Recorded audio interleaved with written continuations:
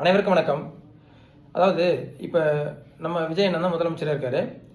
எதற்காக அவர் முதலமைச்சர் ஆக்குனாங்க, எதற்காக அந்த 1,72,00,000 பேர் ஓட்டு போட்டாங்க அப்படின்னா, இதுக்கு முன்னாடி திமுக அதிமுகங்கிற கட்சிகள் நடத்திய அராஜகம், அயோக்கியத்தனம், சட்ட ஒழுங்கு பிரச்சனை, பெண்களுக்கு எதிரான பாலியல் சீண்டல் குற்றச்சாட்டு, அதற்கப்புறம் லஞ்ச லாவண்யம், ஊழல், மக்கள் விரோத செயல், இதெல்லாம் மக்கள் எதிர்த்தாங்க.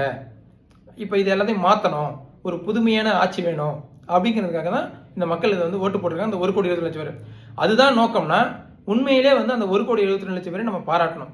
அதாவது இப்போ நானும் ஒரு கட்சியில் வேட்பாளர் நாம் தமிழ் கட்சி சார்பாக போட்டி போட்டால் ஆனால் வெற்றி பெறலன்னு வச்சுங்களேன், அது பிரச்சனை இல்லை. நமக்கு நல்லது யார் செய்தாலும் நம்ம பாராட்ட போகிறோம், சரிங்களா?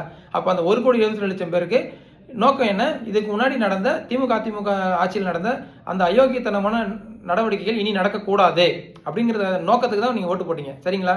அதில் எந்த மாற்று கருத்தும் இல்லை. அந்த நோக்கம் உண்மையானது, நேர்மையானது, எந்த காழ்ப்புணர்ச்சியும் இல்லாமல் நம்ம தமிழ்நாடு, நம்ம தமிழர்கள் நல்லா இருக்கணும், நேர்மையாக இருக்கணும், உலகத்தில் புனிதமான ஒரு பூமியாக தமிழ்நாடு இருக்கணுங்கிற எண்ணத்தில் தான் நீங்கள் ஓட்டு போட்டிங்கன்னா உண்மையிலேயே அந்த எண்ணம் வரவேற்கத்தக்கது. ஆனால் அது யாருக்கு ஓட்டு போடணுங்கிறது நீங்கள் சரியான ஆளை தேர்ந்தெடுத்திருக்கீங்களான்றது 1000 கொஸ்டின். ஆனால் உங்களுடைய எண்ணம் சரியானதை தேர்ந்தெடுக்கணும், சரியானவர்கள் வரணுன்ற ஆசையில் தவறானவர்களை வர வச்சுட்டீங்க, சரிங்களா? ஸோ அதனால உங்களுடைய எண்ணத்துக்காக உங்களை நிச்சயமாக பாராட்டி தான் ஆகணும், அதை வரவேற்று தான் ஆகணும், அதில் மாற்றுக்கிறதே இல்லை. ஆனால் அந்த 1,72,00,000 பேரும் இந்த 50 நாளாக நீங்கள் வாட்ச் பண்ணிட்டு இருப்பீங்க, என்ன நடந்துக்கிட்டு இருக்குன்னு சொல்லிட்டு. அப்போ நீங்கள் எதிர்பார்த்தது நடக்குதா அப்படின்ற ஒரு கேள்வியை நீங்கள் முதல்ல கேட்கணும். அப்போ நடக்கலைன்னா முதல் விஜயை கேள்வி கேட்குற உரிமையும் தார்மீக தகுதியும் தார்மீகமும் யாருக்கு இருக்குன்னா, கட்டாயமும் கடமையும் யாருக்கு இருக்குன்னா அந்த 1,72,00,000 பேர் கட்டாயம் கேட்கணும். ஏன்னா நீங்கள் தான் அவர்களை நம்பியிருக்கீங்க, அவரை மாற்று நினச்சிருக்கீங்க. என்னதான் 10 வருஷமாக நாம் தமிழ் கட்சி மக்களோட மக்களாக பயணித்திருந்தாலும் நீங்கள் ஒரு கவர்ச்சியை பார்த்து தான் மாற்றம் நம்பியிருக்கீங்க, சரிங்களா? சொன்ன கொள்கையிலேருந்து மாறாமல், எந்த பணத்துக்கும் பதவிக்கும் ஆசைப்படாமல் 10 ஆண்டுகளுக்கு மேலே பொது தேர்தலில் கூட்டணி வைக்காமல், பணம் பதவி இல்லாமல் தேர்தலை சந்திச்சிருக்காங்க. அவர்களை பார்த்து 1000 கேள்வி கேட்குறீங்க, குறை சொல்கிறீங்க. உங்கள் சிந்தனை அப்படி தூண்டுது. ஏன்னா மார்க்கெட்டிங் காலமாக போச்சு. மார்க்கெட்டிங் என்ன விதை வச்சு பண்ணுறாங்களோ அந்த பக்கத்தில் இன்ஸ்டாகிராம்லேயும் ரீல்ஸ்லையும் எதை சொல்கிறாங்களோ அது பின்னாடி ஓடுற ஒரு மார்க்கெட்டிங் காலமாக போச்சு, சரிங்களா? அதனால் உண்மை பொறுமையாக தான் வரும். ஸோ அது ஒரு பக்கம் இருக்கட்டும். ஆனால் உங்களுடைய புனிதமான நோக்கத்தை நிறைவேற்றதை விஜய் அவர்கள் செய்கிறாரா? நீங்கள் கொஞ்சம் அலசி ஆராய்ச்சி பாருங்கள். மற்றவங்க சொல்லணும்னு அவசியம் இல்லை, நீங்கள் இதிலே சிந்திச்சு பாருங்கள். எதற்காக ஓட்டு போட்டோம்? திமுக அதிமுக வேணாம், அவங்களுடைய அயோக்கியத்தனம் வேணாம். ஆனால் இப்போ இவர் செய்கிறது என்ன? எந்த கட்சியில் இருந்து அயோக்கியத்தனம் பண்ணவங்க வேணான்னு ஒதுக்கி தள்ளணுமோ அவர்கள் எல்லாரும் இவர் கூட சேர்த்துட்டு இருக்காரு, சரிங்களா?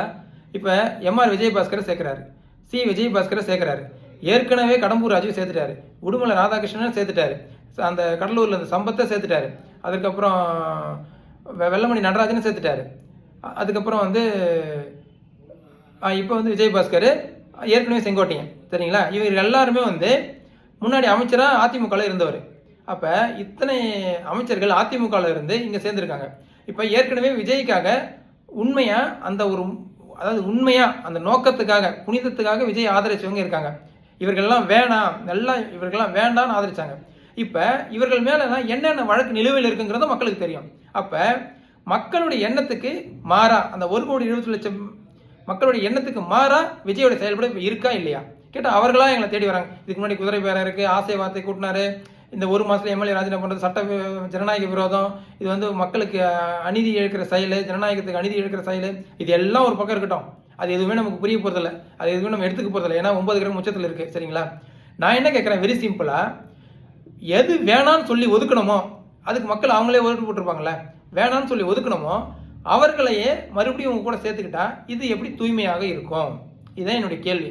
இப்போ நம்ம என்ன சொல்கிறோம், விஜய் அவர்கள் ஆள் பார்த்து சீட்டு கொடுத்தாரு, ஜாதி பார்த்து தான் கொடுத்தாரு, நல்ல பணக்காரரை பார்த்து தான் கொடுத்தாரு, அதில் மாற்று கருத்தே இல்லை, நல்ல வெல்த்தியாக பார்த்து தான் கொடுத்துருக்கிறாரு வேட்பாளர், சும்மா ஏனத்தனாலும் கொடுக்கல, சரிங்களா? அதை நீங்கள் நம்பலை. ஆனால் ஜாதி பார்க்காம கொடுத்தாரு, மதம் பார்க்காம கொடுத்தாரு அப்படின்னு நீங்கள் சொல்கிறீங்க. உங்கள் நம்பிக்கை நான் குறை சொல்லலை, அந்த 1,72,00,000 நம்பிக்கையை குறை சொல்லலை. உங்கள் நம்பிக்கை உங்கள் உரிமை, சரிங்களா?